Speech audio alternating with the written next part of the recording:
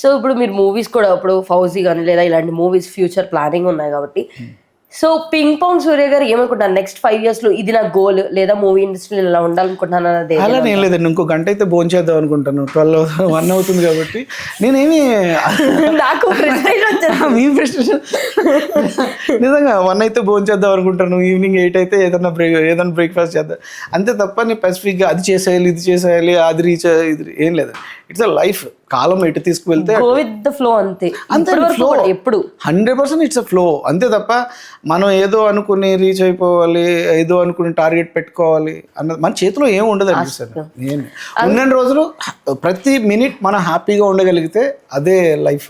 Ping pong సూర్య గారు actor అవ్వకపోతే ఏమయ్యేవారు? అదైనా మెకానిక్ అయ్యేవాడినండి. మా డాడీ ఫ్యామిలీలో ఉందేంటది లేదండి, స్కూల్కి వెళ్ళకపోతే చిన్నప్పుడు మెకానిక్ షెడ్ లో జాయిన్ చేస్తాను, మైండ్ లో అదే ఉంది. ఇప్పుడు నేను యాక్టర్ అవ్వకపోతే పరిస్థితి ఏంటంటే మెకానిక్ అయ్యేవాడినండి. మరి అందుకే ట్రై చేశారు మీరు యాక్టర్ అవ్వాలని? అవును ఖచ్చితంగా, ఇప్పుడు ఇది అవ్వకపోతే మెకానిక్ పరిస్థితి. నాకు తెలిసి మీ డాడీ బెల్ట్ ఇచ్చుకొని కొట్టి కూడా మామూలుగా కొట్టుంటారు కదా, డైలీ రోజు రాగానే అలవాటు అయిపోయింది. మేమే బెల్ట్ ఇచ్చేవాళ్ళు, కొట్టే అయిపోతుంది, త్వరగా కొడితే పని అయిపోతుంది, మళ్ళీ ఆడుకోవాలి వెళ్ళండి. అంటే ఇది ఆ టైంలో మనకి ఏం తెలియదండి అసలు. ఏదో మనం జ్ఞానంగా ఆలోచించి మనం ఏదో అది చేయాలి ఇది చేయాలి గోల్స్ ఏమి ఉండవు. ఆడుకోవాలి, చిల్లరగా తిరగాలి, హ్యాపీ. చదువు అంటే ఇష్టం లేదు, స్కూల్ అంటే భయం. ట్రై చేసేటప్పుడు ఏమన్నా అన్నారా మూవీస్ కదా యాక్టర్ గా ట్రై చేసి? వాళ్ళకి ఛాన్స్ ఇవ్వలేదండి, నేను చిన్నప్పుడే పారిపోయాను 7th క్లాస్లోనే. అడిగితే మళ్ళీ ఛాన్స్ ఇస్తారో లేదో, పారిపోయిన తర్వాత వాళ్ళే డిసైడ్ అవుతారు కదా. పారిపోయిన తర్వాత సర్లేరా కొంపకైనారా ఇదే నువ్వు కొంపకొస్తే చాలు, నువ్వు ఏదైనా చేసుకో. అప్పట్లోనే అలా ఆలోచించారంటే అదే చెప్తున్నా, ఆలోచించలేదు. 7th క్లాస్ అంటే ఎంత ఉంటుంది? మా అయితే 9 years అంతే, 9 years. ఏ ఇయర్ లో జరిగింది? అదే 2000 అంటే ఇయర్ గుర్తులేదు. అంటే 7th క్లాస్ అంతే, 7th అయిపోయి 8th అంతే వచ్చేసారు. ఎవరు తోడు కూడా లేదు. తోడెందుకు, మనం ఎక్కడికి వెళ్ళాలో తెలియనప్పుడు మనకి తోడెందుకు? ఆడిని తీసుకెళ్ళి ఆడి వాళ్ళు మనల్ని పట్టేసుకుంటారు మధ్యలో చెప్పేసి. ఇప్పుడు జనరేషన్ మూవీస్ వస్తాయి కదా, ఇప్పుడు ఎగ్జాంపుల్ లిటిల్ హార్ట్స్ అయ్యి ఉండొచ్చు, లేదా చాలా సినిమాలు మిమ్మల్ని బాగా ఇన్స్పైర్ చేసి సేమ్ ఇట్లా చేశారు ఇలా అనిపించే సినిమాలు ఏమైనా ఉన్నాయా? అలా నేను లేదండి, అంటే స్పెసిఫిక్గా ఇప్పుడు లవ్ స్టోరీలైనా అది చెప్తున్నా, అని పర్టికులర్లీ డిసైడ్ అవ్వను. ఇప్పుడు ఈ క్యారెక్టర్ ఇచ్చి డైరెక్టర్ ఇది నువ్వు చేయి సూర్య అంటే నువ్వు చేయగలవు అంటే డెఫినెట్లీ ఐ విల్ డూ అంతే తప్ప చెప్తున్నాను మైండ్లో నాకు ఏ ఉండదు. క్యారెక్టరైజేషన్ ఎలా ఫామ్ అవుతుంది అంటే డైరెక్టర్ చెప్పే దాంట్లో వచ్చే క్యారెక్టరైజేషన్ ఫామ్ అవుతుంది.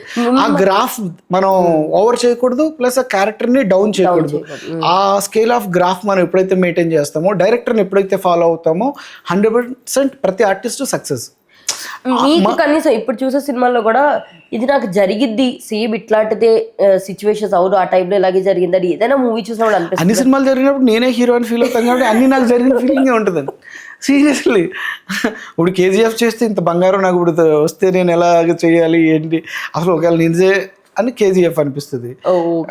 ఇప్పుడు బాహుబలిలో ప్రభాస్ అని ఉన్నారు అనుకోండి, అంటే చెప్తున్నాయండి ఒక రాజు అయితే ఎలా బిహేవ్ చేయాలి, ఎలా ఉండాలి, ఎలాగా మనం సమర్థవంతంగా చేయాలనేది ఆ క్యారెక్టర్ ఆఫ్ ఇందులో మనం కొంతసేపు ఎంజాయ్ చేస్తాం. సో అలాగా ప్రతి సినిమాకి చిన్న ఇన్స్పిరేషన్ ఉండే హీరోనే ఫీల్ అవుతారండి, audience connected to hero.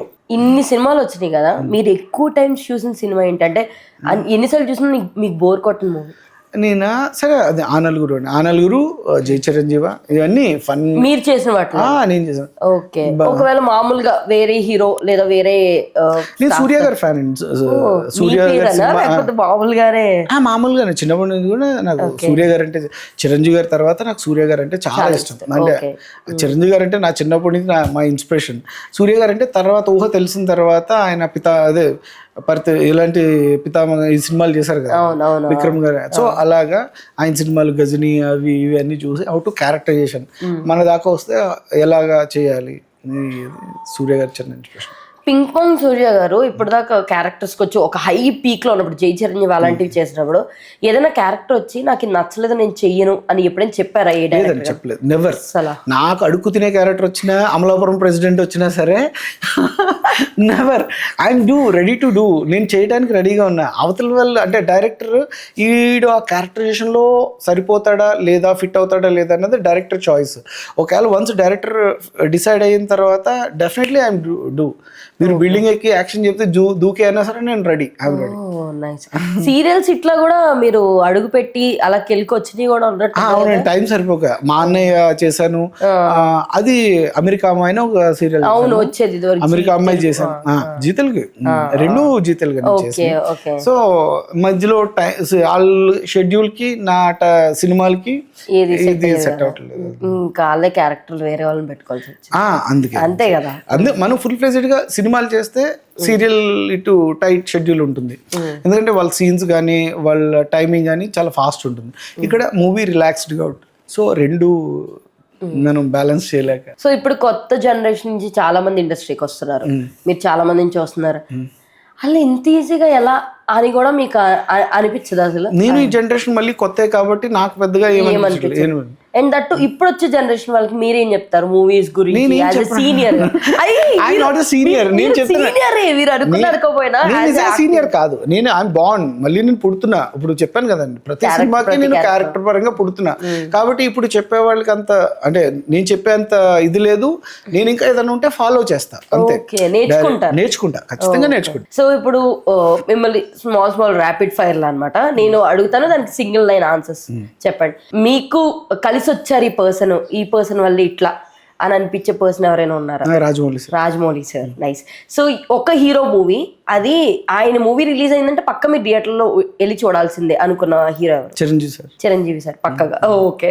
So me life లో లైన్ అంటే లైక్ నా జీవితం తిరగబడింది అన్న పాయింట్ ఏంటి? ఏ సినిమాతో మీ లైఫ్ రిటర్న్ బ్యాక్ అయింది? అదే ఆ నలుగురు, జై చిరంజీవ. సేమ్. సో మీరు సై మూవీ చేసే టైంకి లైక్ మీకు అర్థం కాని సిచ్యువేషన్, అంటే ఈ యాక్టింగ్ అన్న తెలీదు అన్నప్పుడు కూడా మీకు బాగా సపోర్ట్ చేసిన ఎవరు సినిమా టైంలో? వేణుమాధవ్ గారు. ఓ నైస్. అండ్ మీకు ఇప్పుడు దాకా ఉన్న హీరోయిన్స్ లో ఫేవరెట్ హీరోయిన్ ఎవరు? ఇప్పుడున్న హీరోయిన్స్ బాగా చేస్తున్నారండి. శ్రీలీలనా? నిజంగా ముందు రకుల్ ప్రీత్ సింగ్ గారు ఉండేవారు, శ్రీలీల గారు. అచ్చా, నైస్. అండ్ మీకు బాగా ఫేవరెట్ అయిన హీరో అంటే ఎవరు ఇండస్ట్రీ? సూర్య గారు. చిరంజీవి గారి తర్వాత సూర్య గారు. నైస్. సో ఫైనల్లీ యాక్చువల్లీ మీరు చెప్పరనుకోండి నెక్స్ట్ వచ్చేది ఎలా ఉంటుంది ఏంటని. సో మీ ఎక్స్పెక్టేషన్స్ ఏంటి? ఇప్పుడు ఫౌజీ తర్వాత మీరు మంచి క్యారెక్టర్ తీసుకొని అందులో కానీ అయితే నెక్స్ట్ ఎలా ఉంటుందని మీరు అనుకుంటున్నారు? ఫ్లో ఆఫ్ రివర్ అంతే.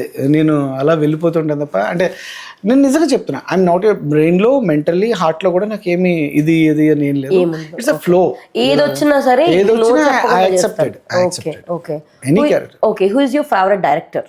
రాజమౌళి సార్. ఆయన తర్వాత అని చెప్పాలంటే చంద్ర సిద్ధార్థ గారు, మన కరుణాకరణ్ గారు. Okay. Nice. So that so sweet sir. Actually me time మాకు ఇవ్వడం, ఎందుకంటే ఇప్పుడున్న బిజీ స్కెడ్యూల్లో. సో వచ్చే ఫ్యూచర్ మూవీస్ కూడా బిగ్గెస్ట్ హిట్ అవ్వాలని, మీ క్యారెక్టర్ ఎలా అయితే మేము ఆ నలుగురు జై చిరంజీవి ఎలా చూసామో మళ్ళీ అదే రేంజ్లో మళ్ళీ కనిపిస్తున్నారు, పెద్ద పెద్ద సినిమాలు వస్తున్నాయి అని అనే రేంజ్ లో మీ క్యారెక్టర్స్ రావాలని, ఇంకా రాజమౌళి గారి సినిమాలు ఇంకా చేయాలని మీరు మనస్ఫూర్తిగా కోరుకుంటున్నాం. Thank you so much. Thank you.